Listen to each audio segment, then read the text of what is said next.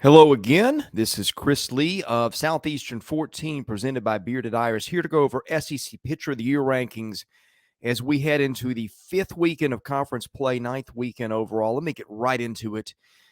I'm make the top 14, but I'm also going to give you a list of honorable mentions. So here's some guys that didn't make the cut that got evaluated: Noah Hall of South Carolina, Luke Holman of Alabama, Seth Halverson of Tennessee, Garrett Edwards of LSU, Ben Hess of Alabama, Hagen Smith at Arkansas, Darren Williams at Kentucky, Zach Lee at Kentucky, Nate Dome of Mississippi State, Eli Jones at South Carolina, Chandler Murphy at Missouri. And there's some other talented pitchers in here that will get left out. This is based on performance this year. These are not draft rankings or anything. And let me tell you, I looked at everything: conference stats, out-of-league stats, everything, to try to give you the most comprehensive list of 14 pitchers in the league as we head into, again, the fifth weekend of league play. We will start in College Station, where Evan Aschenbeck at Texas A&M is our 14th pitcher. He has pitched 14 innings of a 2.57 ERA in league play, got a whip, or actually a BRIP. That's base runners per inning pitch, if you allowed, for hit batsman of 112, which is very good. Evan Aschenbeck has had a very good year for the Aggies. He's kind of a high leverage reliever guy. Jack Mahoney at South Carolina is our 13th pitcher. He's got a 3.12 ERA through 40 and a third innings overall. Mahoney's given up a good number of base runners, but he has clamped down when it's mattered and has been good in league play. Same can be said for Hunter Holland of Arkansas, who is our 12th pitcher. Now, Hunter Holland's base runners per innings pitch allowed of 1.40, by far the highest in the countdown this week.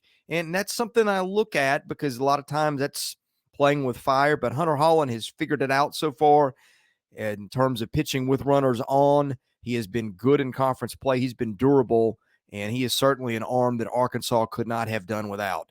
Number 11, Hagen Banks at Alabama. And I'll say this: I might have ranked some of the relievers too highly, because, yes, it's easier to give up no runs when you're pitching fewer innings. But I do look at these side by side and make comparisons, and there's a lot to be said for a high-leverage reliever who's dominant. And, my goodness, Hagen Banks has been that.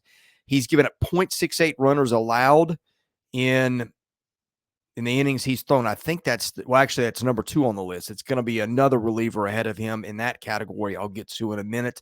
But Hagen Banks has given up an ERA of 1.35 and 13 and a third league innings, and he's got a 0.92 ERA overall. I think he gave up his first runs last weekend.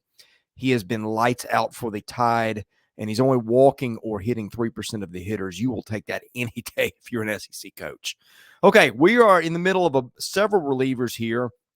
I got 2 from Kentucky up next.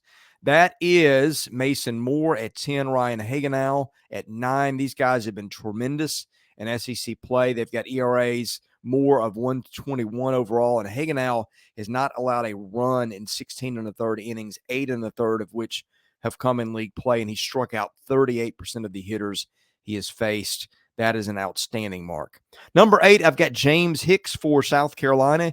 He's got an ERA of 4.5 and a dozen league innings. Overall, he's been tremendous. 220 earned run average in 32 and 2/3 innings. Hicks has got a free pass rate of 5%. That's elite. He's got an expected ERA of around 1.79, got a base runners allowed per innings pitched just under 1.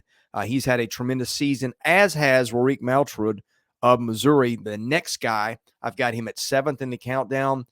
Been durable, been good in league play, 16 and 2/3 innings of a 2.70 ERA and a 2.88 overall. He has struck out, 36% of the hitters. That's also an elite level rate. All right, now we get into the trio, or it's really more than a trio of Vandy guys. And if you wonder why I'm high on Vanderbilt, you start looking at the arms and the way those kids have pitched. And I'm not saying Vandy's the best team in the league, but Vandy's got an argument. Nick Maldonado, Vanderbilt's closer, checks in at number 6. He's not allowed a run all year. He's given up 0.65 runners per innings pitched. That is the lowest of anybody in the countdown. Pitched 7 and a third innings in the league. Has been, I'm not going to say wild. He's got a free pass rate of 10%. That's a little high for him. but he is giving up 27% of ground balls, striking out 30% of the hitters. If you strike dudes out and keep the ball on the ground, that is a great recipe for success. Number 5, Carter Holton for Vanderbilt, who will drop next week because I don't think he's going to pitch against South Carolina on Friday. Holton has got a 258 earned run average in 38 and a third innings. He's got a 3 even and 18 SEC innings.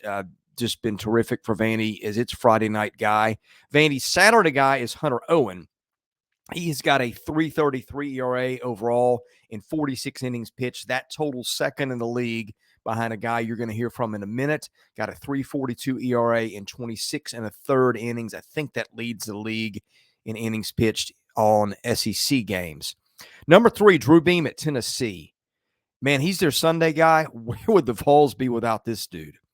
I heard Aaron Fitt today and the guys at D1 talking about maybe the need to move Beam up in the rotation because you don't want that guy as your 3 in a super regional and never throw him. I agree. This guy should be pitching in the 2 spot.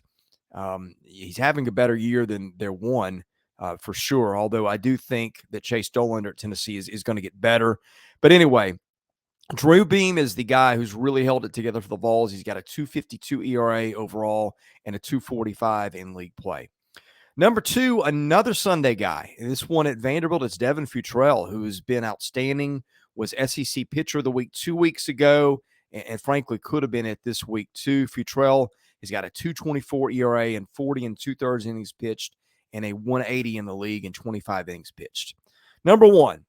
Who'd you think it was going to be? It's Paul Skenes at LSU, who is going to run away with the Pitcher of the Year race at this rate, provided he stays healthy, which I hope he does because we've seen too many good arms lost and sidelines so far this year.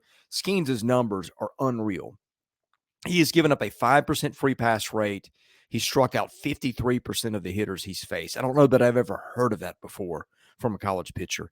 He's allowing just over 1% of hitters to hit home runs. He gave up his first 2 last weekend in Columbia to the Gamecocks. He is got a fly ball rate of 19%. That's really good. He's giving up, 0.64 runners per inning. That's the lowest of anybody on the chart, just barely below Nick Maldonado. Expected ERA of 0.53. His actual is 1.14. He has pitched 47 and a third innings, which leads the league overall, and 23 and a third in the league with a 1.54 ERA. All right, we'll try to do this every week. This is going to change, especially as some of these bullpen guys get in and give up a few runs. These guys are living on a pretty thin margin, but when you're pitching 17, 18, 19 innings and not giving up runs, you deserve to be recognized, and I hope we honored everybody appropriately, starters and relievers, in our countdown. We did a video on hitters where we ranked the top 14 for this season.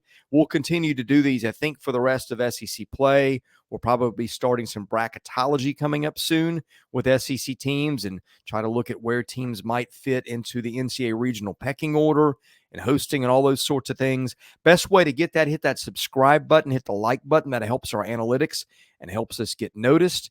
Thank you for watching us here at Southeastern 14, presented by Bearded Iris. I'm Chris Lee, and we'll see you again soon.